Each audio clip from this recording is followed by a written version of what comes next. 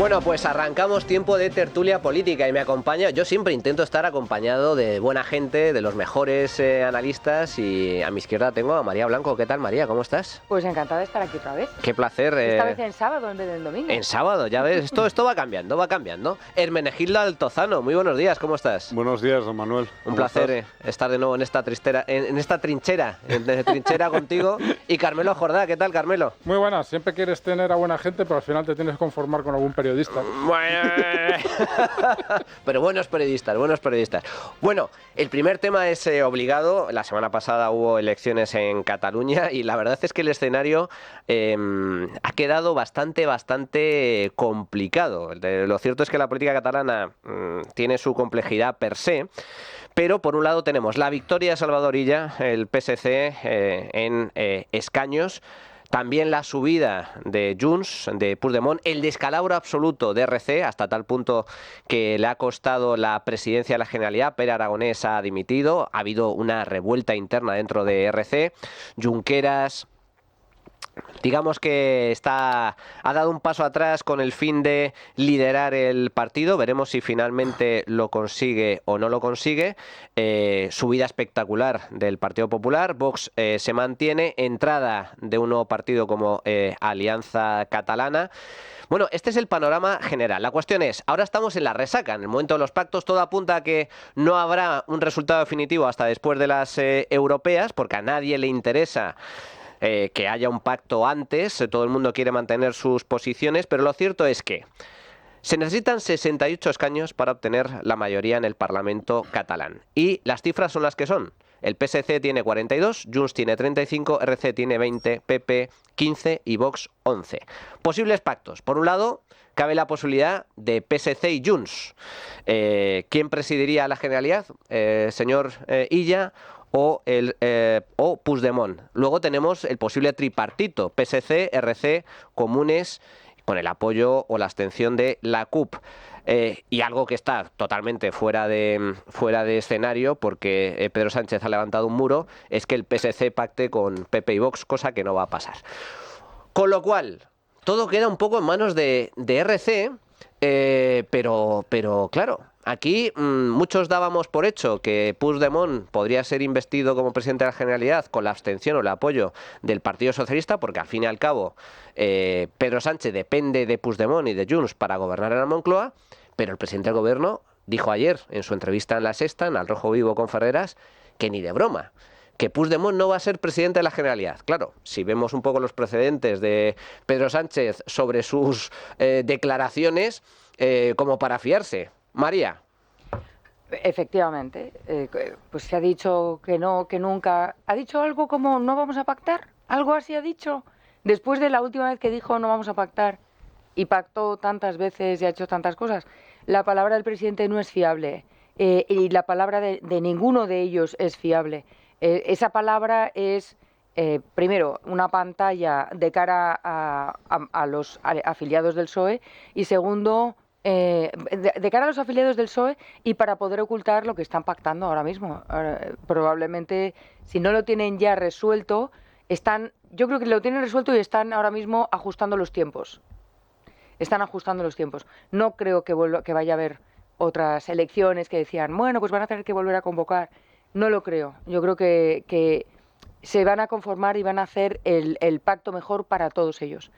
Lo que a mí en el fondo me hace sonreír porque Sánchez se ha encontrado con Puigdemont y los dos tienen un ego enorme y los dos tienen una ansia de poder enorme y es como encontrarse la misma persona delante de un espejo.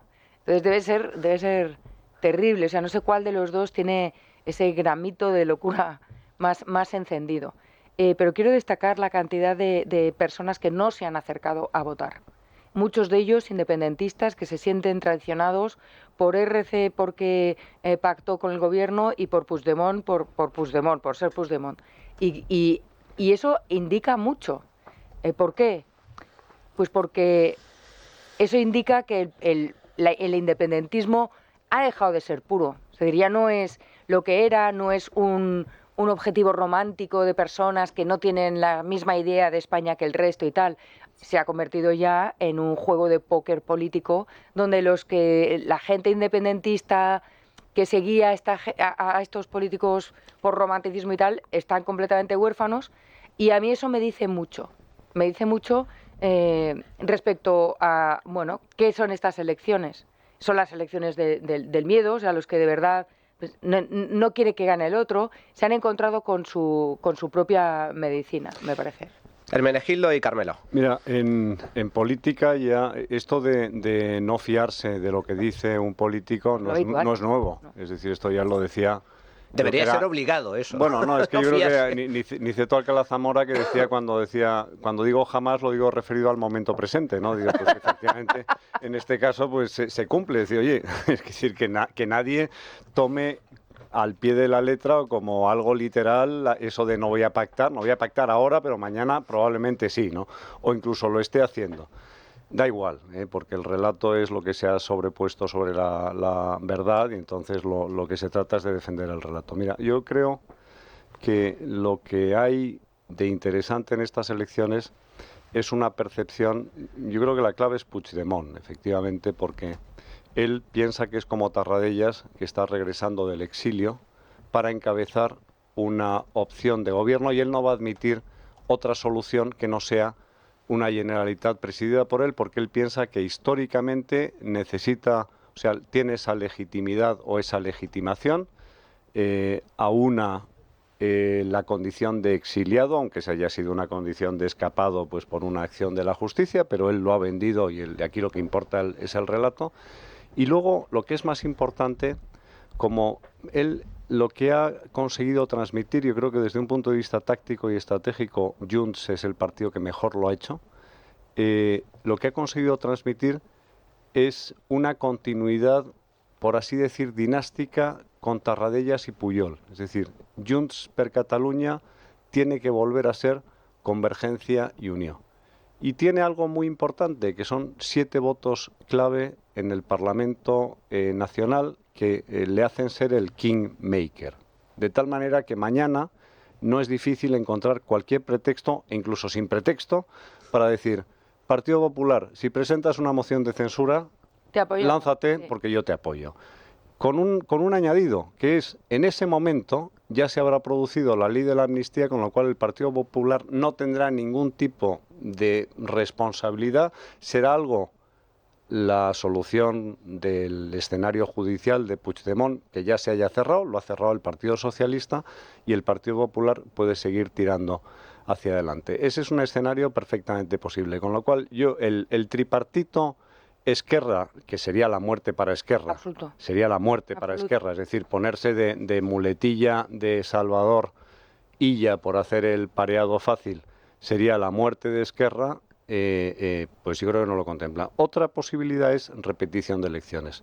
Si hay repetición de elecciones, aquí vamos a tener un balotage, como ocurre con la segunda vuelta de las elecciones francesas. Y es muy posible que Puigdemont aúne el voto nacionalista, es decir, que consiga movilizar parte de ese voto desmovilizado nacionalista por una parte, voto de Esquerra por otro, y que Salvador Illa pueda también reunir algo de ese voto, no mucho, porque yo creo que aquí ha quedado bastante, del lado constitucionalista o no nacionalista, ha quedado mucho más claro el tablero.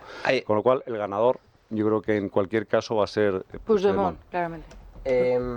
Antes de darte paso, Carmelo, me gustaría retomar lo que decía ayer Sánchez sobre el tema de Puigdemont. Atentos. La realidad es la realidad, y es que no le dan los números para ser elegido presidente en el nuevo Parlamento de Cataluña. Hombre, puede hacer como el señor Feijóo, y es, todavía a día de hoy, considerarse el presidente legítimo de España. Decir aquello de que no es presidente porque no quiere, pero creo que los números son los que son. Vale, los números son los que son, por lo tanto, Sánchez descarta, como bien comentaba Hermenegildo, ayer descartaba un posible pacto con Puigdemont para hacerlo presidente. Pero atención, porque Sánchez también negaba la posibilidad de repetición electoral. Yo creo que la sociedad catalana lo que no aceptaría sería una repetición electoral. Y por tanto creo que es imperativo apelar a la responsabilidad de todos los partidos políticos para que haya un nuevo gobierno, y que ese nuevo gobierno, pues efectivamente, pues lo presida aquel que ha ganado las elecciones, pero que también tiene los números para poder constituir y sacar adelante pues, su investidura. Y yo creo que es Salvador Illa y el Partido de los Socialistas Catalanes. Carmelo. A ver, es curioso cómo los números se convierten en materia flexible y uno no tiene los números porque no los tiene y otro sí que tiene los números porque pues sí los tiene. Pero eso es un clásico también de la política, Sí, como no, lo de y mentir. de Pedro Sánchez. La realidad es que ella tampoco tiene los números. Ella no tiene los números porque yo creo que Esquerra Republicana de Cataluña no le va a apoyar en ningún caso. Y mucho me extrañaría que el PP y Vox le apoyasen. Es decir, yo creo que eso es una realidad y ya no tienen los números para ser presidente de la Generalitat. Yo no estoy de acuerdo contigo, María, en lo que decías de que ya está negociado. Yo creo que no va a funcionar así, pero sí creo que ese va a ser el resultado final de la negociación.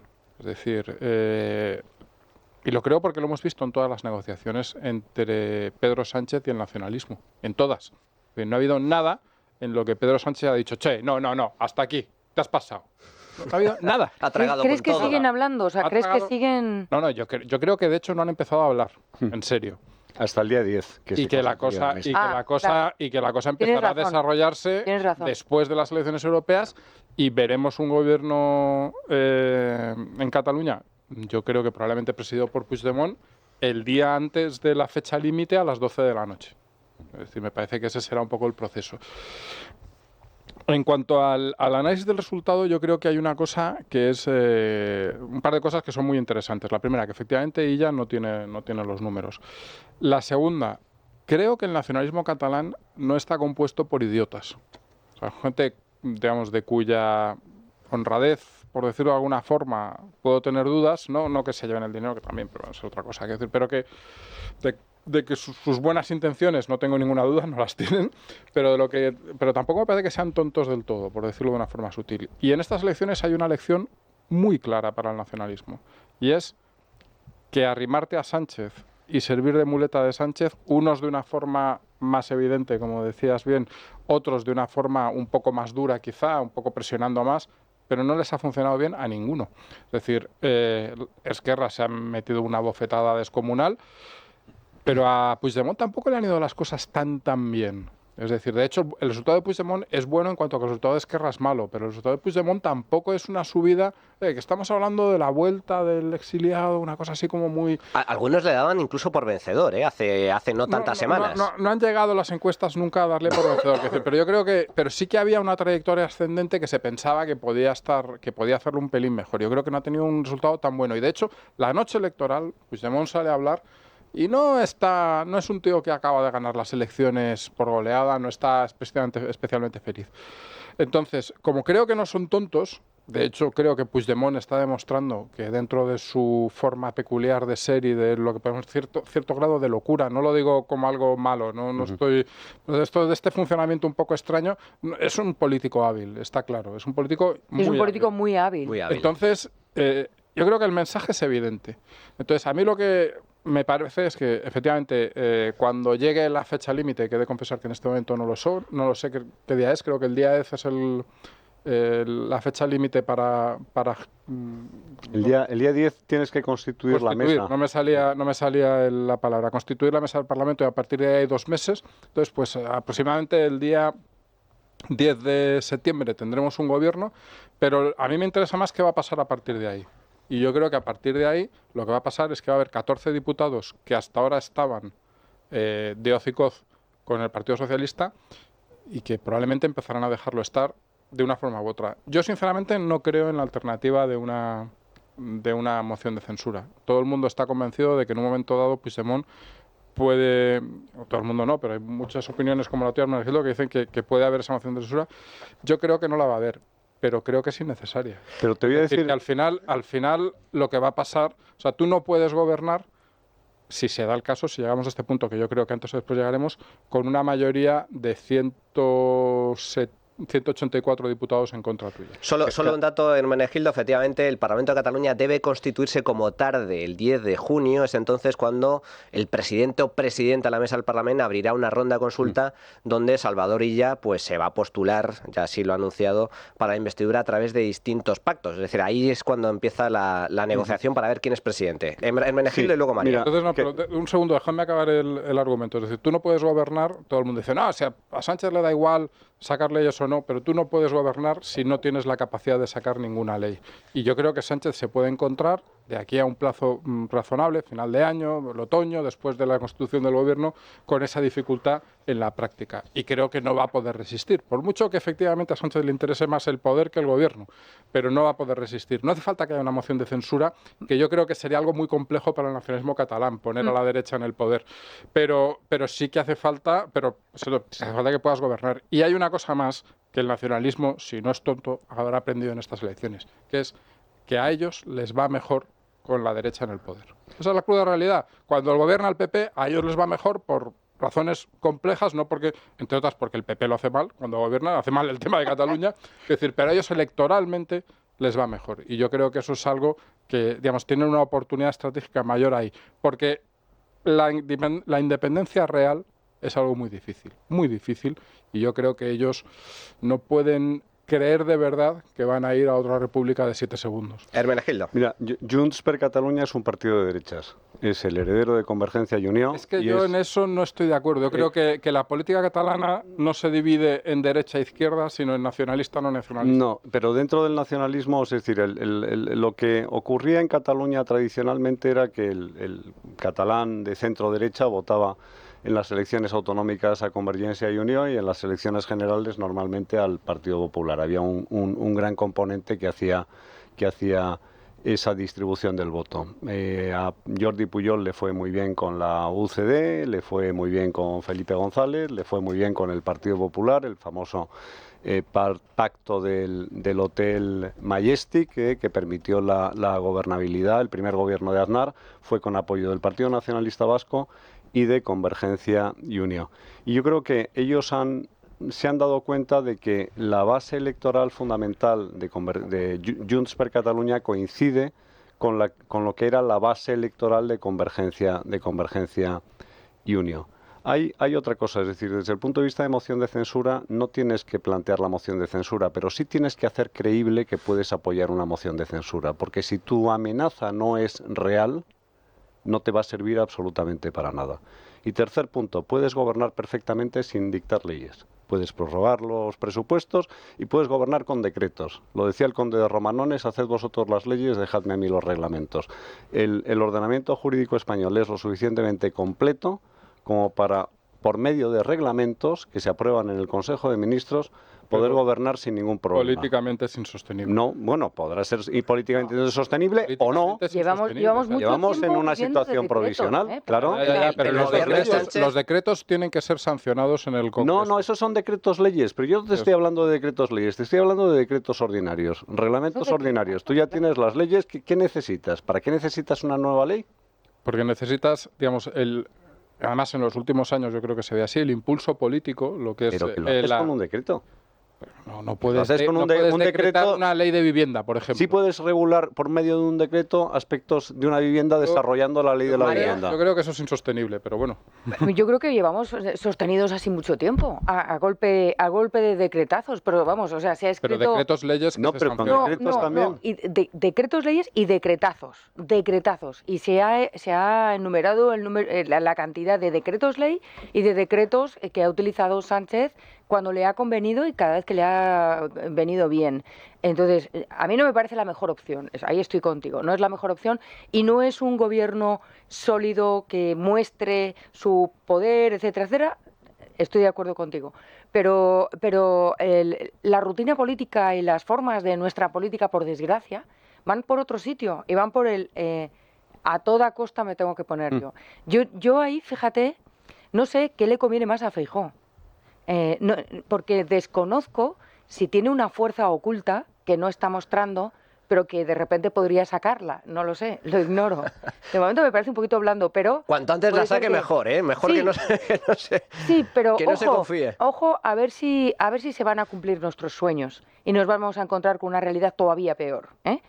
A ver si el Partido Popular va a lograr, pues imagínate, una moción de censura, sube este Partido Popular y lo hace incluso peor. Y entonces se convocan elecciones y ya arrasa a la izquierda. No se trata de que gane Feijóo, se trata de que quienes están destrozando la economía, la sociedad, etcétera, no estén ahí. No se trata de que esté uno para estar otro en lugar de otro, etcétera. Se trata de que se solucionen los problemas. Y eso es así. Entonces, yo me pregunto si realmente Feijóo sería capaz de hacerlo. Hermenegildo. Mira, Feijóo solo podría plantearse dentro de esta política ficción que es lo que ocurre en este tipo de tertulias, ¿no? Porque aquí nos dedicamos a hacer conjeturas pero la política ficción finalmente algunas veces se cumple. En muchas ocasiones, es decir, nadie daba un duro por la posibilidad de una moción de censura por parte de Pedro Sánchez y finalmente fue investido como presidente gracias a una moción. ¿Se podría dar esa posibilidad? Era lo que te iba a decir. Es decir, ahora mismo está en manos de Puigdemont y está en manos del PNV. El PNV, bien es cierto que ahora mismo gobierna con el Partido Socialista en el País Vasco, pero eso pudiera cambiar en un momento determinado y también gobernaba en su momento cuando apoyaba a Mariano Rajoy y luego le retiró el apoyo en el último momento y cuando Aitor Esteban decidió comunicarle pues que no iban. Pretextos para apoyar una moción de censura puedes encontrar 277.000, es decir, te da igual. Ya puede ser una condena de Koldo o la imputación de fulanito o fulanita, te da absolutamente igual. El pretexto es lo que hablábamos antes de la construcción del relato. Pero lo importante yo creo que es en la realidad que sería la siguiente: aprobación de la ley de amnistía. ¿Qué es lo que realmente quieren los independentistas? Una condición sine qua non. Es la prioridad. Eso es prioritario y aquí hay un plazo que son los 2 meses donde Puigdemont le va a decir, mira, para mover cualquier ceja necesito que apruebes la ley de amnistía. Mientras no apruebes la ley de amnistía, aquí no hay absolutamente nada de lo que hablar. Y si no, vamos a una repetición de elecciones. ¿Por qué? Porque Puigdemont sabe que una repetición de elecciones le va a favorecer. Y a Pedro Sánchez le va a perjudicar.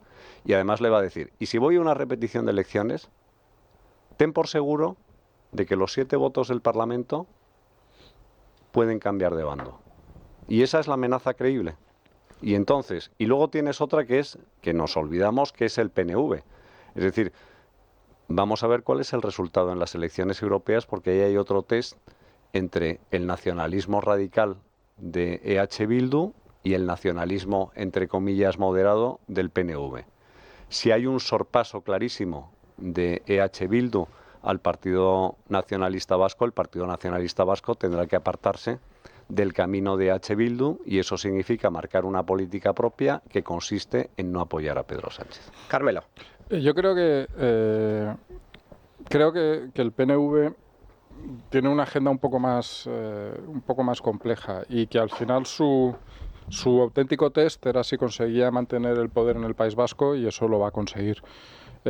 A partir de ahí, que mantenga, digamos, una vez ya tiene el poder en el País Vasco y lo tendrá con el apoyo del PSOE, yo no estoy tan convencido de que eso le ligue al apoyo de Pedro Sánchez, pero bueno, me parece que de todos los componentes de los que estamos hablando no es el más inestable.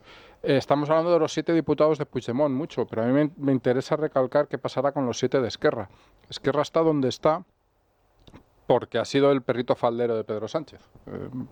Totalmente. Siento, la expresión igual es un poco dura, pero es que es bien visto. Y estamos viendo ya, hemos visto solo 48 horas después de las elecciones que el partido está en una crisis brutal, como es lógico porque su resultado ha sido un desastre. Y esa crisis brutal no la convoca, digamos, no la han abierto los que están en el poder en el partido. La han abierto los que no están en el poder. Y los que están en el poder en el partido han sido los que han pactado con Sánchez. Es decir, los que llevan años ligados a ellos. Si hay un cambio, y todo parece apuntar que va a haber un cambio en esa distribución de poder en Esquerra, los que llegan los que van a venir, vienen contra ese pacto con Sánchez. Es decir, lo que se quiere cambiar es la política, la orientación del partido, y la principal orientación es, o sea, hay dos cosas. ¿Qué vas a hacer en Cataluña? Que no puedes aliarte con ella, como decías antes, y qué vas a hacer en Madrid.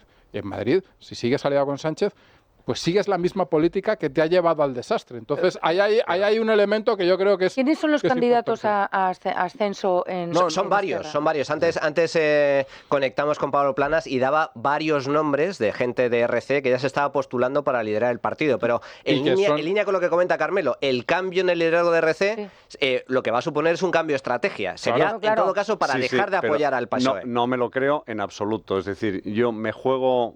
lo que una queráis. cena que ya aquí hemos ganado una ya. Me juego una cena a que Esquerra Republicana de Cataluña nunca, jamás, con todos los añadidos que quieras, apoyaría cualquier opción que no sea la de la continuidad de Pedro Sánchez en este escenario. ¿Por qué razón? Por la sencilla razón de que no, porque el contrario, es decir, vamos a ver, yo te pregunto a ti, Esquerra Republicana de Cataluña y a sus bases, ¿vas a ser responsable de que gobierne el Partido Popular? No se lo perdonaría nunca. Ya. Sí, en eso sí. Ni tampoco se lo perdonarían a Junts, pero es que las opciones... No, a Junts sí, porque las opciones no lo ha hecho Junts, lo ha hecho CiU, que era un partido, era otro partido en el sentido literal, es que no es ni el mismo partido, es otra cosa. Es decir, no es un heredero es otro partido. No importa, depende cómo le ve la gente, y si la gente le ve como continuador de CiU... Es que yo creo que es otra cosa, pero bueno, esa es una discusión muy profunda, quizás este no es el momento, pero insisto, es que las cosas no son blanco y negro, no son te apoyo o te planto una moción de censura. Hay un terreno gris entre medias que yo creo que lo hemos discutido antes, no estamos de acuerdo, pero yo insisto que yo creo que llevaría al final del gobierno antes o después, no inmediato, pero antes o después, y no demasiado después, además. Y entonces yo creo que en ese terreno gris se mueven muy a gusto tanto Junts como Esquerra. No, yo no he puesto a nadie en el poder. Lo que pasa es que he dejado de apoyar a este tío porque me ha traicionado, porque ahí hay un relato Yo ahí sí lo veo. Yo sí veo esa opción que dices tú de no hace falta una moción de censura, va a agotar, van a dejar que se agote Pedro Sánchez. Claro. Probablemente porque si hay moción de censura, Pedro Sánchez no pierde fuerza, aunque parezca increíble, pero si se va agotando, sí, queda destruido la figura de Pedro Sánchez. ¿Y qué? O sea, quiero decir, ¿qué pasa? ¿Cómo que se debilita Pedro Sánchez? Es que no lo veo. O sea, en política... Pedro Sánchez en algún momento desaparecerá. ¿Pero por qué? Bueno, sí, claro, todo el mundo. O sea, quiero decir, evidentemente a todos nos tocará, ¿no? Pero desde el punto de vista... como se decía con Franco. El hecho biológico, ¿no? La cuestión no es que desaparezca, la cuestión es cuánto tardará en desaparecer. Pero digo, es que en vuestro análisis... Queda poco. ¿Pero que por qué queda poco? Yo estoy con Hermenegildo, ¿eh? Yo creo que la cosa va para largo. Porque hay mucho fuego a su alrededor. Pero que da igual, pero si es que vamos a ver... Estamos hablando de un escenario con debilidad extrema parlamentaria, tan extrema como que no puedes aprobar Llevan nada. debilidad parlamentaria, Carmelo, desde que arrancó la legislatura. Lleva con una mayoría suficiente siempre. Pero que la va a tener. Y que ha sido suficiente siempre para... Que la va a mantener. Bueno, pero eso es lo que yo estoy discutiendo. Yo creo que no la va a mantener. Si no la mantiene... Y además asediado por escándalos de distintos tipos, algunos de ellos ya judicializados, yo creo que eso será insostenible. Y será insostenible, pero estoy hablando de un plazo como este año. Es decir, llegará un momento en el que eso no se podrá aguantar. Ojalá Dios te oiga, pero como ya he ganado aquí un pronóstico, junto con María, por cierto, que decíamos que Pedro Sánchez continuaría, no dimitiría en broma, yo me juego otra cena a que ese pronóstico que comentas tú, de que le queda menos de un año, no se va a cumplir.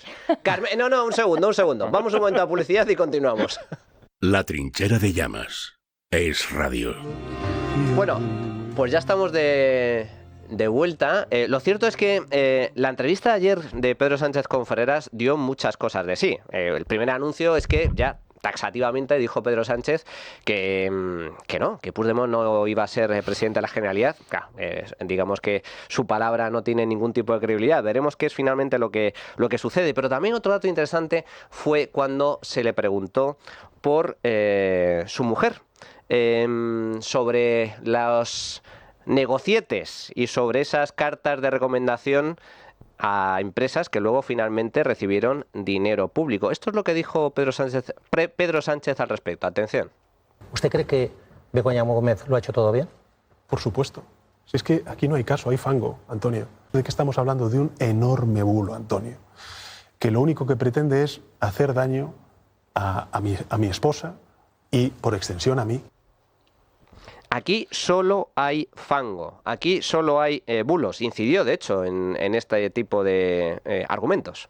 Por tanto, ¿de qué estamos hablando? De un enorme bulo, Antonio, que lo único que pretende es hacer daño a mi esposa y, por extensión, a mí. Él es víctima del periodismo, de que saca informaciones sobre su mujer, de lo que denomina fango, de la prensa e incluso también de los jueces, por algo quiere también controlarlos. ¿Qué opináis al respecto? Mira, yo creo que primero que defienda a su mujer es algo que le honra. O sea, Claro. yo creo que es perfectamente en eso, sí, 10. Yo creo que cualquiera que defiende a su cónyuge o a un familiar, pues hay que elevarlo a la categoría de la persona decente, ¿no? Porque no concibo a nadie, por mucho que aquello es con la madre, con razón o sin ella, etcétera, etcétera. Bueno, más allá de esto, yo creo que el problema que hay con la famosa pena de banquillo, ¿no?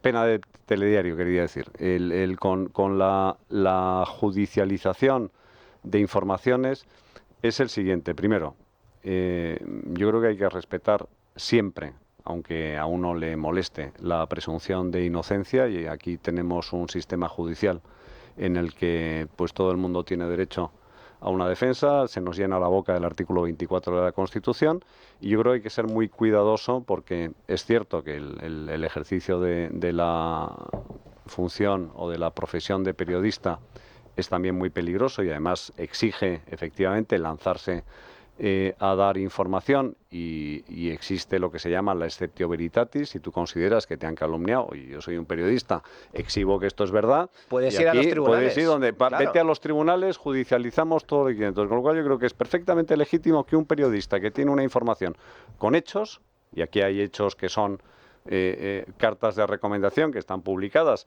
y luego hay una, digamos, yo no sé si estamos en una relación de causalidad o en una sucesión de fenómenos, ¿no? Que es decir, aquello que decían los latinos de post hoc ergo propter hoc, ¿no? Si esto ha ocurrido después como consecuencia de unas cartas o simplemente ha ocurrido después. Eso ya lo determinarán los jueces, pero desde luego los periodistas tienen todo el derecho a informar sobre los hechos. Y Begoña Gómez tiene todo el derecho de defenderse. A defenderse. Entonces, es decir, aquí habrá... ¿Qué no ha hecho? Bueno, no ha desmentido ni bueno, una sola de las ha nombrado a un informaciones. abogado que Eso es el sí. antiguo ministro... Porque un abogado porque tiene un problema judicial. Bueno, claro, pero te digo, pero mira, yo me acuerdo de un caso del de Demetrio Madrid, que probablemente nadie se acuerde ya, o el propio Francisco Camps, personas a las que le hicieron la vida un auténtico calvario. Y después resultó que el monte parió un ratón. Entonces, bueno, pues yo, de verdad, a lo mejor es de formación profesional, pero siempre me gusta ser muy cuidadoso con estas cuestiones porque las consecuencias pueden ser muy graves. A mí lo que me preocupa, Hermenegildo, no es tanto el hecho en sí, o sea, yo creo que, y coincido totalmente contigo, aquí hay una serie de informaciones que se publican sobre la mujer del presidente, una serie de indicios y de cuestiones que huelen mal a posible conflicto de interés. Ahora se judicializa, ¿qué es lo que tiene que hacer? Claro. La prensa ha hecho su trabajo, la justicia ha hecho su trabajo. Ya veremos qué es lo que determina la justicia. Lo que me preocupa no es eso, lo que me preocupa es el discurso del presidente. Cuando el presidente habla de fango, cuando el presidente habla de bulos y cuando el presidente, utilizando este caso, está intentando, junto con el apoyo de sus socios comunistas, llevar a cabo una serie de medidas legislativas que todavía no ha anunciado, pero que huelen a censura, a persecución de la prensa, y eso me preocupa mucho. Manipulación de los jueces. Y que si puede lo va a hacer. A ver, es que en este país hemos perdido, yo creo, un poco la perspectiva de que la política es una cosa y el comportamiento en política exige determinados procederes y resultan inadmitibles otros procederes, y la justicia y los delitos son una cosa distinta. Yo no me atrevo a decir, ni me atreveré a decir, si Begoña Gómez ha cometido algún delito en ese desempeño profesional que ahora está bajo los focos. No tengo ni idea. La justicia, efectivamente, lo estudiará y veremos qué sale de ahí. Pero lo que es un hecho objetivo, por mucho que Sánchez lo niegue, es que Begoña Gómez ha recomendado de su puño y letra a unas empresas para un concurso público. Ha dicho, esta empresa a mí me parece estupendo, ojo, ¿qué tal? Firmado Begoña Gómez. Begoña Gómez es un nombre que no es un nombre inocente, no es una catedrática de no sé qué, o que tiene una cátedra en la Complutense de no sé cuántos, o que recauda fondos de no sé quintos. No, es la mujer del presidente del gobierno. Y esas empresas, teniendo una calificación objetiva más baja en esos concursos, los han ganado. ¿Vale? Esos son hechos objetivos, que no han sido desmentidos por la presidenta, por Begoña Gómez, que no ha presentado una demanda diciendo digamos, estas cosas que se reciben en los periódicos, una petición una rectificación. Sí, rectificación. Sí. No, esos son hechos... Bueno, eso es voluntario, ¿no? Pero claro, todo es voluntario, pero que no ha habido... O sea, el medio que ha publicado eso no ha recibido nada que diga, que le haga decir, oye, esto no es cierto, nos hemos equivocado. Hemos visto las cartas, hemos visto la firma, hemos visto el resultado del concurso. Estoy hablando solo de una de las varias cosas de las que se habla. Mi opinión, a lo mejor estoy equivocado, es que en cualquier país... De aquellos países a los que nos gustaría parecernos, es decir, aquellos países que consideras que tienen una democracia sólida, unas instituciones sólidas y una opinión pública que merece tal nombre, ¿el presidente habría dimitido ya? El presidente habría dimitido ya. Es decir, la mujer de Biden se presenta beneficiando a empresas en concursos públicos. No dura ni una semana. Y no dura ni una semana. Bueno, tienes al hijo beneficiando a empresas ucranianas y ahí sigue, y lo han publicado por todas partes. El caso de Biden a lo mejor no es el más apropiado. Y es un tema bastante más complejo que esto, porque eran negocios en el exterior. Bueno, en fin, es decir, yo creo que no es comparable. En cualquier país civilizado esto sería impresentable. Voy más. Si encima de no dimitir no das ninguna explicación... ¿Qué es lo que hace Sánchez? Sino que te revuelves contra la prensa... Es decir, yo no necesito que Begoña Gómez sea culpable de nada. A mí me parece que esto es impresentable. No se ha asumido ninguna responsabilidad.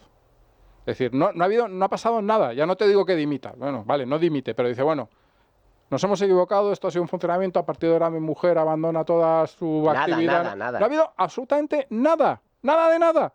Es decir, entonces, ¿que ha habido delitos? Yo no lo sé. Yo no sé si ha habido delitos, ya lo sabremos, ya la justicia investigará, a lo mejor no los ha habido, a lo mejor los ha habido, pues bueno, ya se verá.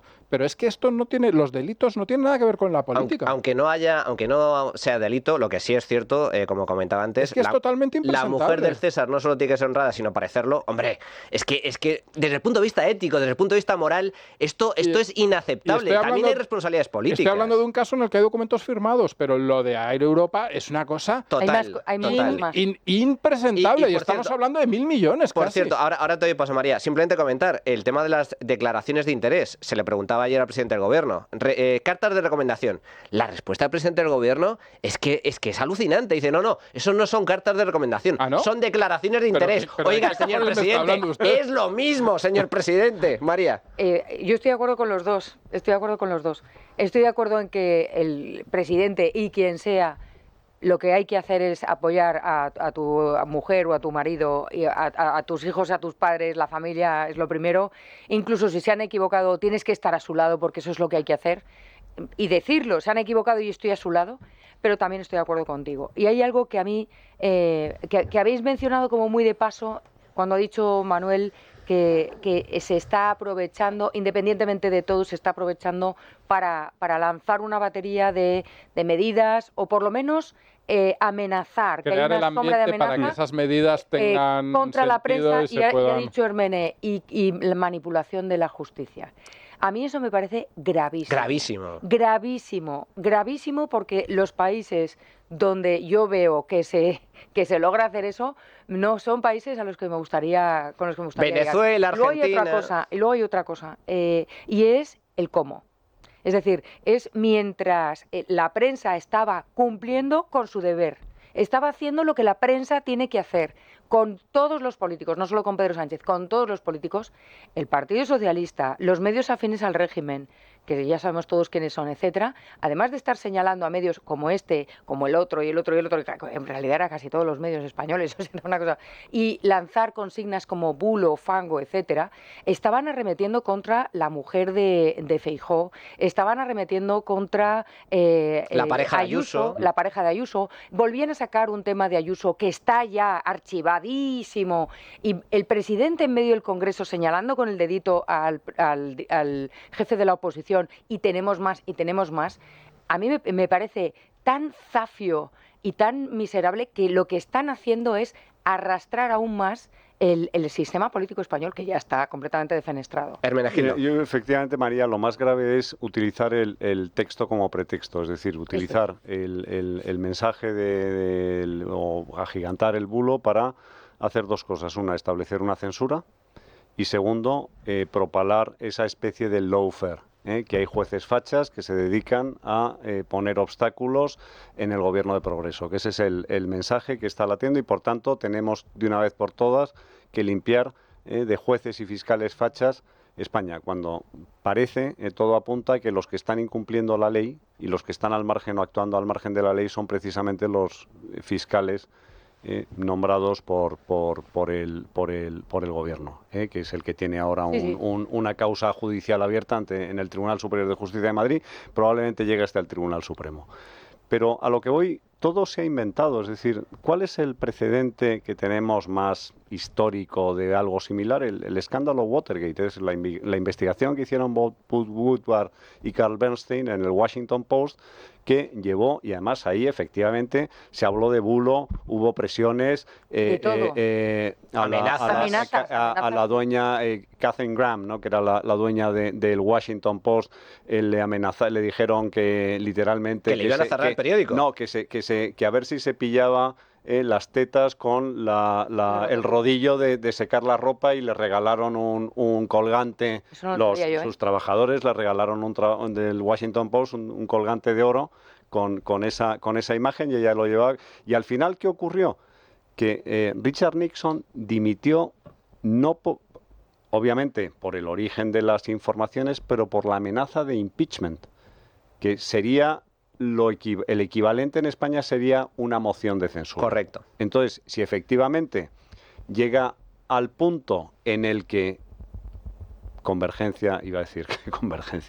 Junts per Catalunya y el PNV encuentran el pretexto suficiente para decir: este gobierno no lo podemos apoyar, vamos a apoyar una moción de censura con la condición de que haya convocatoria inmediata de elecciones, yo creo que ese escenario pudiera suceder. Fijaos, comentábamos cuál es un poco la deriva que está llevando España. A mí me recuerda mucho, ya lo he comentado en alguna ocasión, pero es que creo que cada vez es más evidente, España se está argentinizando, y argentinizando en el sentido peronista, no en el sentido del peronista de la palabra. Bueno, ayer hubo un evento en la sede de La Razón, primera visita de Javier Milei después de haber sido investido como presidente de la República Argentina. Ayer visitó España y, como digo, estuvo en la sede de La Razón para presentar un libro publicado por Deusto sobre el propio Milei, con presencia de Daniela Calle y de Juan Ramón Rayo. Y dijo muchísimas cosas interesantes, porque Argentina, desde mi punto de vista, ellos vienen del futuro, ellos saben hacia dónde va España. Casi te diría que ojalá sea el futuro. Y así, hay un Milei, bueno, al menos, claro, en el futuro. Pero es que, como decían los soviéticos, nunca sabes cuál es el pasado que te espera, ¿no? Claro, lo que pasa es que en Argentina se metieron en el fango, eso sí que era fango, un agujero negro ilimitado del socialismo, y tardaron casi 90 años en salir. Ahora empiezan a salir. Fijaos cómo define Javier Milei el socialismo. El cáncer de la humanidad es el socialismo. El enemigo es el socialismo. Si yo les tuviera que decir algo, es: traten de ponerse todos. O sea, una de las cosas maravillosas que se dio ahora en Argentina, y que cuando yo lo proponía durante la campaña y cuando ingresé en política, era que tenía que haber un ordenamiento en términos ideológicos. Digo, para que la gente cuando vota sepa lo que vota. No solo dice claramente que el socialismo es el enemigo, el socialismo es el cáncer que hay que erradicar, sino que además tiene una naturaleza tremendamente perversa. Darle una justificación bonita a la envidia. Y eso genera un ataque sobre el que genera riqueza, y que lo que termina haciendo, digamos, es hundir al país. Digamos, la idea de la justicia social es eso. Es una idea de resentidos, envidiosos, que además es injusta, porque implica además un trato desigual frente a la ley, porque implica violencia, porque ustedes, para hacer esa política redistributiva, le tienen que robar a uno para dárselo a otro. Cáncer envidia. Javier Milei está logrando lo que no había logrado en 80 años ningún político argentino, que es hacer despertar a la multitud y decirle, oiga, nos estamos empobreciendo y estamos en un deterioro político institucional por culpa del socialismo. Bueno, esto choca frontalmente con el discurso que está llevando a cabo Pedro Sánchez. María.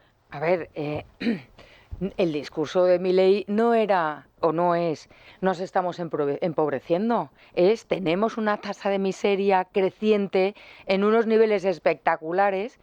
España no está ahí todavía, hay mucho estómago agradecido, en Argentina también, pero es que hasta los estómagos agradecidos estaban empobrecidos, o sea, el nivel era ya una cosa, y durante muchísimos años, y sí que había un verdadero desencanto. Por eso surgió esta oportunidad, por eso y porque Macri apoyó a Milei. Es decir, no había esa división de los no socialistas, no voy a hablar de derechas, voy a decir los no socialistas en España están absolutamente divididos y es una vergüenza, y de repente Macri dijo, pues es que este muchacho, con pero todo lo que hubo una sea... segunda vuelta, María. Sí, pero bueno, quiero decir... pero no va a apoyar al peronista. No, claro, pero en un momento, pero podía haber actuado de otra manera. Yo no veo la misma intención y voluntad de todos los partidos políticos no peronistas de sacar a esa gente de donde estaban. No lo veo aquí. Porque, por dos razones. Una, porque no es la situación igual. Exacto. Exactamente. Claro, sí, vamos a ver, o sea, es que tú cuando llevas las cosas al extremo, entonces ya estás en una situación de A o B. Por eso he dicho lo de la miseria. O sea, es que... Pero piensa en lo siguiente, es decir, en España tenemos ahora mismo dos circunstancias. Estamos en tasas positivas de crecimiento, claro, es una realidad. Y segundo, no tenemos algo que en Argentina sí tenían, que es la capacidad de emitir moneda. Es decir, aquí, gracias a Dios, existe, no hay esa posibilidad de inflación. Gracias a Dios, pero eso es lo que nos mantiene. Es que te digo, es que si tuviéramos la peseta, te aseguro que íbamos por la séptima devaluación. Es que ya estaríamos en un escenario, si hubiésemos tenido la peseta, estaríamos ya en un escenario completamente argentino de hiperinflación.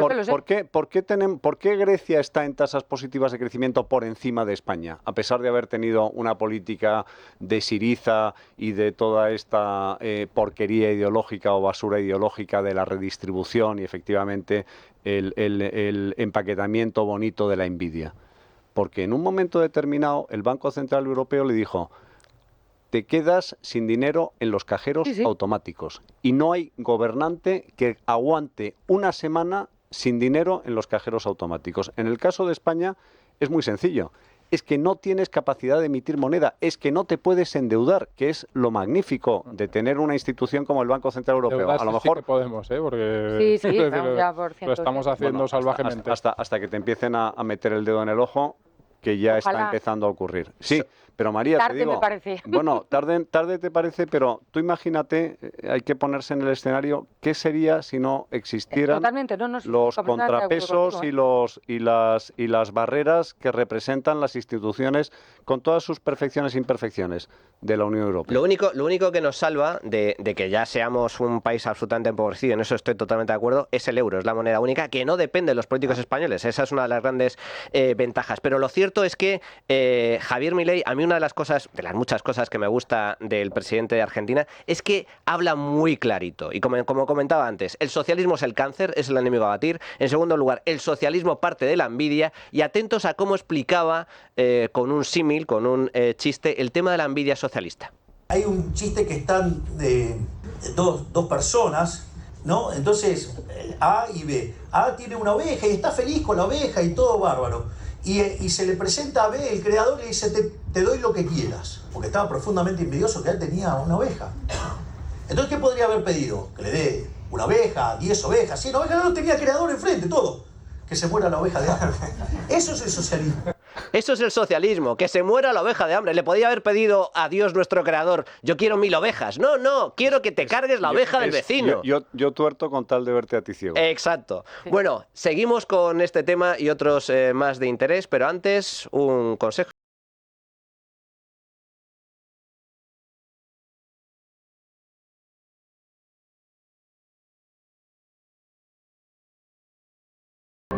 ¿Se le ha estropeado el calentador, la lavadora o el lavavajillas por culpa de la cal? ¿No puede eliminar esos restos de cal que afean su cocina y baño? ¿Qué podemos hacer si tenemos estos problemas? Antonio Ruiz, buenos días. Hola, muy buenos días, Adrián. Pues mira, si nuestra agua tiene exceso de cal, podemos conseguir que mejore notablemente gracias a Masical, que sin utilizar filtros y sin mantenimiento mejora la calidad del agua en todos los grifos, disuelve mucho mejor los jabones y detergentes y protege de muchas averías a nuestros electrodomésticos de casa. Y decimos adiós al picor después de la ducha provocados por la cal en el agua y no por el gel de aseo como muchos pueden creer, ¿no es así? Efectivamente, el picor que mucha gente padece porque nos bañamos con agua calentita, el vapor de la ducha abre los poros de nuestra piel, la cal que es abundante en el agua en muchísimos lugares se agarra a nuestro cuerpo, a nuestro cabello y nos produce una sensación desagradable, un picor que dura entre 20 minutos y media hora y para muchos es un verdadero suplicio. También hay que decir que Masical es el dispositivo que protege la maquinaria, los electrodomésticos, las tuberías, los calentadores, lavadoras, lavavajillas de los problemas de cal, de las averías que la cal provoca, consiguiendo que funcionen mucho mejor y duren mucho más tiempo. Además, no se estropea nunca, no consume energía de ningún tipo y se coloca sin obras en la tubería de entrada principal de casa y esto lo hace el usuario sin llamar a ningún técnico. Sabemos que para vivienda se pide muchísimo, pero ¿por dónde más lo piden y qué garantías dais?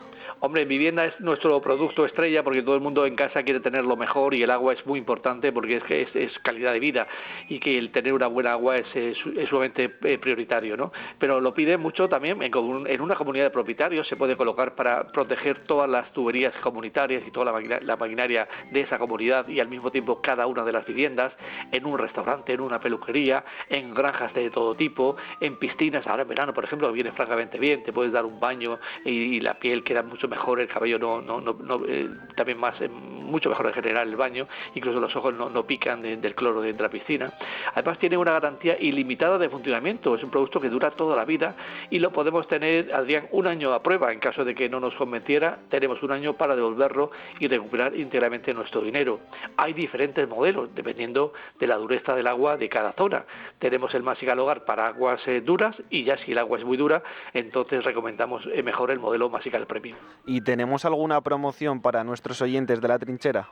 La más económica, porque aunque un Masical vale 99 euros, te vamos a dar 2 Masicales al precio de uno, no vas a pagar gasto de envío y te vamos a descontar, atención, el importe del IVA. Por tanto, te va a costar al final tan solo 82 euros. Vas a recibir 2 Masicales para 2 viviendas. Si lo compartes, fíjate, nos tocamos 41 euros cada vivienda, nada, una cantidad irrisoria. Que nos llamen, Adrián, 968 31 00 66. Repito, 968 31 00 66, que lo pidan, lo van a recibir a partir de un par de días. Pues ya lo saben, pídelo al 968 31 00 66, 968 31 00 66 o también en masical.es. Bueno, pues continuamos en esta trinchera, en esta tertulia política. Por cierto, un dato interesante a destacar. Después de todo el conflicto diplomático, es que fue un conflicto diplomático. Es decir, hubo una declaración oficial por parte del gobierno argentino después de esas tremebundas declaraciones del ministro de Transportes, Óscar Puente, también conocido como el matón político del gobierno, con esas declaraciones totalmente fuera de lugar, absolutamente inaceptables, de si consumo de sustancias, no consumo de sustancias. Bueno, la cuestión es que Milei llega a España y no se reúne con Pedro Sánchez. No se reúne a nivel institucional. Por cierto, Pedro Sánchez tampoco fue a la jura de presidencia del presidente argentino, fue en representación el rey. Pero, como digo, yo creo que es muy interesante escuchar las lecciones de Javier Milei sobre los problemas que vive Argentina, porque realmente Argentina es un ejemplo de cómo un país rico, porque era rico hace un siglo, se puede convertir en un país pobre. La riqueza no se puede dar por dada. Hay muchos ejemplos al respecto.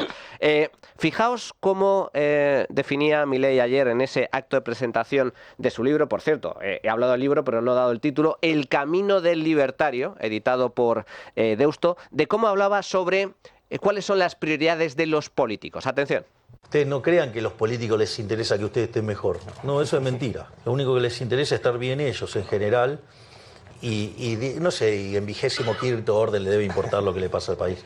Pero, digo, de vuelta, hay que llegar a situaciones muy límites como la que llegamos nosotros y en esa carambola aparecimos. Y la buena de esto es que se nos prendieron los reflectores en todos lados y estamos incomodando a los rojitos por todo el mundo. Estamos incomodando a los rojitos y justo después de esa declaración la audiencia aplaudió de forma fervorosa. Hermenegildo. Es que fíjate, yo creo que lo que más desea ahora mismo la izquierda es el fracaso de Javier Milei. Total. Es decir, no pueden tolerar un triunfo de Javier Milei. El éxito de Javier Milei va a tener una resonancia ideológica en todo el mundo brutal, si llega, que yo espero que llegue, y que en el poco tiempo que lleva en el poder están logrando cosas. Es decir, el miedo que me da a mí precisamente es que no, porque si cae, o sea, si no tiene ese éxito que todos estamos esperando que tenga, va a ser el ejemplo para demonizar las ideas liberales en todo el mundo. Pero, oye, insisto, en el poco tiempo que lleva han conseguido hacer cosas, están consiguiendo hacer cosas. Ayer él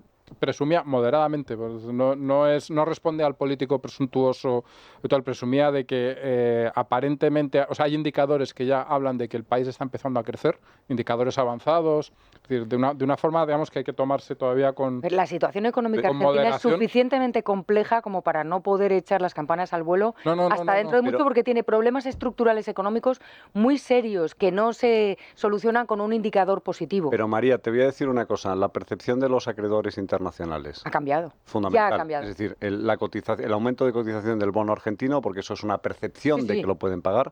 Segundo, el apoyo de las instituciones financieras multilaterales, el Fondo Monetario. El Fondo Monetario Internacional, Banco Mundial, Banco Interamericano de Desarrollo. Sí, eso es verdad.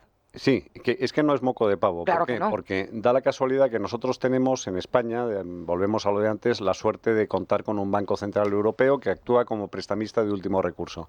Es que Argentina no tiene un prestamista de último recurso. El prestamista de último recurso son las instituciones financieras multilaterales que están hasta las narices, hablando mal y pronto, de los impagos y los defaults constantes. ¿Qué es lo que está haciendo Javier Milei con esa política económica? Crear la percepción de que es la ruta ortodoxa y de que Argentina se va a convertir en un país solvente. Se ha revaluado el peso respecto del dólar, ha aumentado la cotización de la deuda argentina, del bono argentino, y hay otra circunstancia importante que es el apoyo de Estados Unidos. Con independencia de que vaya a estar Biden o que triunfe Trump en las elecciones. Entonces, es verdad que si aguanta la presión interna de los piqueteros y todos estos sindicalistas... Que tampoco es moco de pavo, ¿eh? Que no es moco de pavo, pero que tiene un recorrido muy corto. Porque el recorrido, es decir, al final... mira, yo te pongo ejemplo, aquí lo viste con las manifestaciones en Ferraz, lo de la amnistía. ¿Quién habla ahora de la amnistía y quién piensa que la amnistía es algo propio de Satanás? Pues ya se ha pasado el debate y da absolutamente lo mismo. Es decir, eso es un problema de aguantar, es un problema coyuntural de orden público, y si lo aguanta, yo creo que Javier Milei puede tener... No es comparable, es mucho más grave, y yo pensaba, mientras María ponía todas esas precauciones que son ciertas, que creo que el principal problema de Milei, o sea, la principal dificultad de Milei no es la económica, pese a lo mala que es la situación argentina, porque para eso tiene una ruta muy clara, la está haciendo, y efectivamente lo poco que hemos visto todavía está yendo bien, sino ese problema político interno. Pero lo bueno es que ese problema político interno hasta ahora lo están controlando muy bien. Es decir, las huelgas generales han sido un fracaso, los piqueteros están dejando de funcionar, es decir, se está desmontando la estructura de poder y dinero que tenían los sindicatos. Porque no tienen dinero. Efectivamente, y por lo tanto eso está rebajando. Entonces, yo que veía ahí el principal problema, es que para mí el principal problema no es que gobernase y saliese mal, sino que no le dejasen gobernar. Y eso no está ocurriendo, o no está ocurriendo al nivel que le gustaría a la izquierda. Sí que tiene muchos problemas parlamentarios, pero bueno, digamos, se va avanzando. Yo creo que por ahí, digamos, eso está más o menos yendo bien, por decirlo de una forma. Déjame que siga siendo escéptica, no porque esté deseando que caiga Milei, sino porque estoy deseando de que sea un triunfo real, ¿vale? Es cierto absolutamente todo lo que has dicho, Hermene, y es muy importante, pero se nos olvida cómo es la estructura política también de Argentina, e incluso geográfica o geoeconómica, si quieres. Es muy complicado. Esa ruta tan clara que dices que existe es clara, pero no es nada fácil. El propio Milei, en su discurso, la primera vez que se dirige al pueblo argentino, dijo no hay plata y esto va a venir con dolor. Y el secreto del éxito que está teniendo es que en ningún momento ha mentido. Sí, no, pero espérate un momento. Claro, y que eso me parece fantástico. Pero cuando esto viene con dolor, o sea, las reformas, con la situación tan terrible, tan compleja a tantos niveles, incluso si tiene el apoyo internacional, que es básico, o sea, si no, sería imposible, es una condición imprescindible, pero no es suficiente, porque en el momento en que empiece el dolor de verdad y que es muy posible que todos esos estómagos agradecidos, etcétera, y que ideológicamente están en el otro lado, que quieren volver a recibir cosas, etcétera, etcétera, es posible que empiecen las revueltas. No estoy hablando de Buenos Aires nada más, estoy hablando de las provincias. Es muy difícil. Donde está la miseria verdaderamente, cuando de verdad venga el dolor, igual no van a aguantar. Es decir, mi precaución es que yo no creo que vayan a aguantar tanto, aunque hasta ahora todo esté yendo bien, porque parece que está yendo razonablemente bien, mucho mejor de lo que muchísimos esperaban y tal. Espérate porque ¿cuánto lleva? No lleva un año. Lleva 6 meses. La clave de la presidencia de Milei yo creo que radica en su popularidad. De forma inédita, esto ha sucedido muy pocas veces en la historia, normalmente la popularidad del presidente va cayendo conforme empieza a gobernar. En el caso de Milei se da una paradoja muy curiosa. La popularidad no solo se ha mantenido, sino que incluso ha ascendido levemente desde que ha empezado a gobernar con políticas, y esto es lo increíble, lo inédito, con políticas tremendamente impopulares como el de los recortes. Comentabas, María, con toda la razón, Milei se caracteriza en primer lugar por decir las verdades a la cara, diciendo que había que tomar ajustes, había que hacer recortes drásticos, que iba a haber dolor, pero que, como en las enfermedades, la medicina es amarga, pero cura.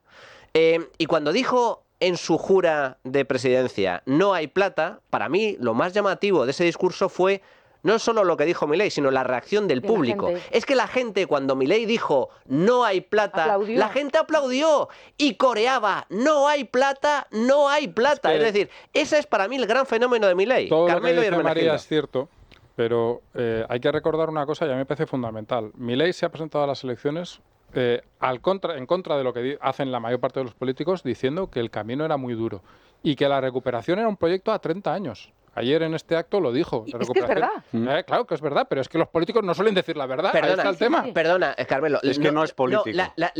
Primero, no es político, pero segundo, Milei no dijo que la recuperación está en 30 años, no. Lo que ha dicho Milei va mucho más allá. Dice que de seguir estas políticas, en 30 años Argentina volverá a ser una gran potencia económica. Pero lo que quiero decir es que se presenta con un proyecto que es complicado a largo plazo. A largo plazo. Normalmente los políticos se presentan con oye, vamos a llegar nosotros y vamos a arreglar esto. Sí.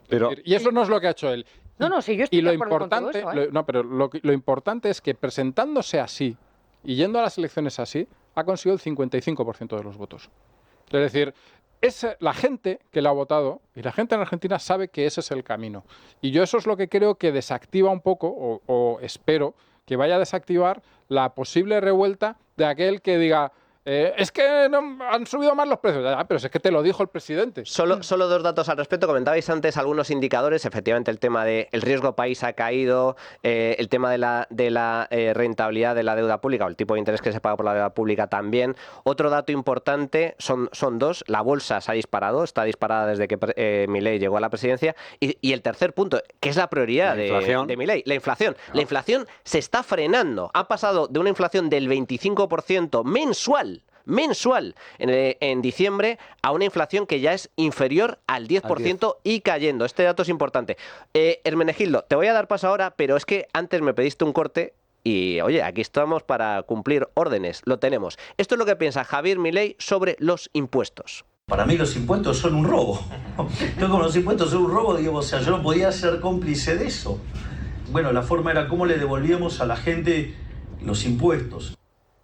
Es que esa es la clave. ¿Cómo devuelves a la gente los impuestos? ¿Cómo devuelves a la gente la iniciativa económica? ¿Cómo devuelves a la gente la capacidad de decidir cómo va a ser su vida? En lugar de estar amarrado a la plantación, bajo el sol, la mitad del año, y además, como decíamos antes fuera de micrófono, sin derecho a cantar, ¿no? Fíjate, yo creo que la principal batalla, que es la que le va a dar la que le va a reiterar la legitimación, o utilizando aquella distinción clásica entre legitimidad de origen y legitimidad de ejercicio, la que va a consolidar la legitimidad de ejercicio es el control de la inflación. Y eso es doloroso al principio, pero es que es fundamental, porque además la historia te demuestra que cuando la inflación está disparada, surgen, o sea, Primera Guerra Mundial, Segunda Guerra Mundial, la República de Weimar, con esas fotos con las carretillas de billetes que no servían absolutamente para nada, o vete a Zimbabue con habitaciones llenas de billetes que tampoco sirven para nada, o Venezuela con denominaciones de billetes de millones y millones de bolívares, ¿no? Entonces yo creo que esa batalla la tiene ganada. La segunda es un mensaje muy importante. Javier Milei es un outsider. Es decir, viene desde fuera, no pertenece a la casta política, no ha hecho carrera política, es un señor que se ha ganado la vida. Era un tertuliano que salía en televisión insultando claro, sí, perfecto, y luego la imagen de la motosierra, que son imágenes muy potentes, pues para que a la gente se le quede grabado el mensaje. Y luego lo tercero, que es que está acostumbrado a hablar el lenguaje de los empresarios y los creadores de riqueza. ¿A quién ha venido a ver? Empresarios. A mí qué me importa Pedro Sánchez, o qué me importa el jefe del Estado. Pero si es que te da igual, si es que vamos a ver, a mí qué me importa el primer ministro de Holanda. A mí me importa Shell como compañía holandesa invirtiendo en una planta en España, o Vopak, o me importa British Petroleum. Tiene reunión con 3 grandes empresas, Santander, Santander, el BBVA y Telefónica, que ya tienen grandes intereses allí. Entonces, quiero decir, ese mensaje es muy importante. Son y luego, sobre todo, stakeholders, claro. Y convertir Argentina en un lugar atractivo para las inversiones, y date cuenta, para empresas españolas, por multiplicidad de razones, es decir, de vínculos, etcétera. Argentina, es decir, a mí el episodio de Óscar Puente es que no lo calificaría ni de anécdota, ¿no? Sería como el que, yo qué sé, si te tropiezas en el autobús con alguien y te dice alguna cosa algo que ves en el zoo, así casualmente. Pero que es ministro, ¿eh? Sí, pero me da igual. Pero Manuel, pero que dejemos que no dramaticemos y no elevemos a la categoría de no se sabe qué ministro. Si es que yo no sé ni cómo se llaman los ministros, antes lo sabía, ya no sé ni cómo se llaman, es que me da igual. Hay muchos. Es que además me da igual cómo se llame un ministro. Entonces, a lo que voy es a lo siguiente, es decir, desde el punto de vista de relaciones, lo que le está importando a Javier Milei ahora mismo es atraer inversión extranjera. Y esa es su prioridad. Entonces, ni reunión del grupo de Río, ni que se le vean en fotos con cuál o con más cuál. Fijaos, antes comentábamos cómo definía Javier Milei el socialismo, pero atentos a cómo explica la importancia del liberalismo. Es importantísima la definición de liberalismo y las instituciones, y cómo la cuestión moral, porque la violencia está mal, la expropiación está mal, entonces eso es una guía de la política económica. Y cuando uno le saca la pata opresora del Estado a la política, la sociedad florece. Pues esto, efectivamente, basta con que el Estado abra un poco la mano, flexibilice y permita un poco de libertad para que la economía resurja y emerja. Yo lo he dicho muchas veces que y es de hecho la esperanza que tengo para España, en cuanto a la sociedad le quitas el pie del cuello, la sociedad sale adelante. Es decir, en cuanto el Estado deja de machacar la sociedad revive. Eso pasa en todos los sitios. No quiero dejar la ocasión, Carmelo, de que, aprovechando que tú estás aquí, eres un gran conocedor de la materia, que nos comentes un poco la valoración que haces del reconocimiento unilateral del Estado palestino que va a tener lugar la próxima semana por parte del Gobierno de España. Bueno, pues mira, me parece un auténtico desastre. Lo primero porque nos sitúa fuera de la política de la Unión Europea, que debería ser una política común y debería ser una política que defendiesen todos los países a la vez, pero bueno, Pedro Sánchez ha decidido ir por su parte. Y lo segundo porque es una gran mentira, y lo voy a explicar ahora. ¿Qué Estado palestino reconoce España? El Estado palestino no existe. Es decir, estamos reconociendo algo que no existe. Y no existe por muchas razones. No existe porque no tiene fronteras, pero no existe porque no tiene un gobierno. Es decir, en este momento hay 2 zonas que en teoría serían parte de ese Estado, cada una de ellas gobernada por una entidad completamente distinta. Por cierto, las 2 completamente dictatoriales, eso hay que decirlo. Y vamos a reconocer eso, que no sabemos muy bien lo que es. Y lo tercero y más importante para esto, pensar y decir bueno, pensar no lo piensan, estoy convencido. Decir que esto contribuye a la paz es mentira. Esto no contribuye en nada a la paz. A lo único que contribuye es que, como actúas de espaldas a una de las partes, a ti te descalifica como intermediario, como posible parte de esa solución. Es decir, no va a cambiar nada sobre el terreno, porque no puede cambiar nada sobre el terreno, y lo único que hacemos es que España y parte de la Unión Europea ya se descalifica completamente como intermediario. No podemos ayudar a esa paz en el futuro. Ya no vamos a estar ahí. Eso es una cosa que se nos pasa. Entonces, es un gran error, es una gran mentira, sobre todo una gran mentira, y no se debe, esto no es una preocupación por los palestinos, a los palestinos no les va a ayudar en absoluto, sino que es propaganda política que Sánchez considera que es buena hacerla en este momento. Hermenegildo, 30 segundos. Tres apuntes. Uno, Yasser Arafat tuvo la oportunidad de tener un Estado palestino y lo rechazó. Segundo, Israel es muy importante para España en materia de tecnología de defensa, en materia de inteligencia, en materia de lucha contra el terrorismo, y ponerse de espaldas a Israel es un dislate. No, ponerse enfrente. Enfrente, sí, además te van a esperar, que esa es otra. Y luego, la tercera, que no hay que perder de vista, hay una solución para la paz en aquella zona. Ya lo han demostrado Egipto y Jordania, estableciendo relaciones diplomáticas plenas con Israel y reconociendo el Estado de Israel. Si todos los estados árabes reconocen el Estado de Israel y hay restablecimiento pleno de relaciones diplomáticas, te aseguro que la paz va a venir sola. Solo un dato, y es que no es casualidad que los atentados terribles del pasado mes de octubre por parte de los palestinos de Hamás, con el apoyo de Irán, se produjo en medio de unas conversaciones clave entre Israel y Arabia Saudí, precisamente para reconocer el Estado de Israel. Wahabismo versus chiismo.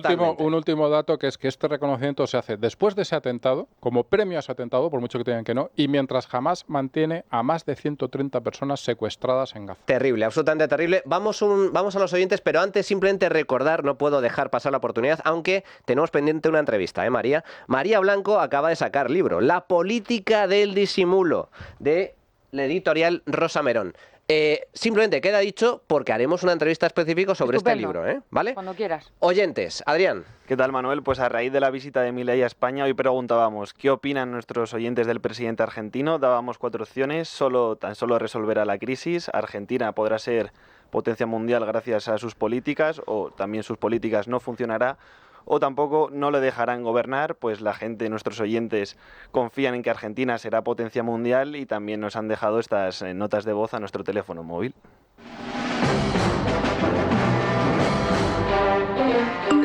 Buenos días. Tanto que se queja el PSOE de Sánchez de los bulos y el fango, aún no le han pedido disculpas al presidente Milei por lo que dijo el ministro de Transportes. Opino que en España necesitamos a un Milei como presidente y como ministro del Interior a Bukele. Milei es un líder mundial, va a ser de los personajes más importantes de la política en el mundo.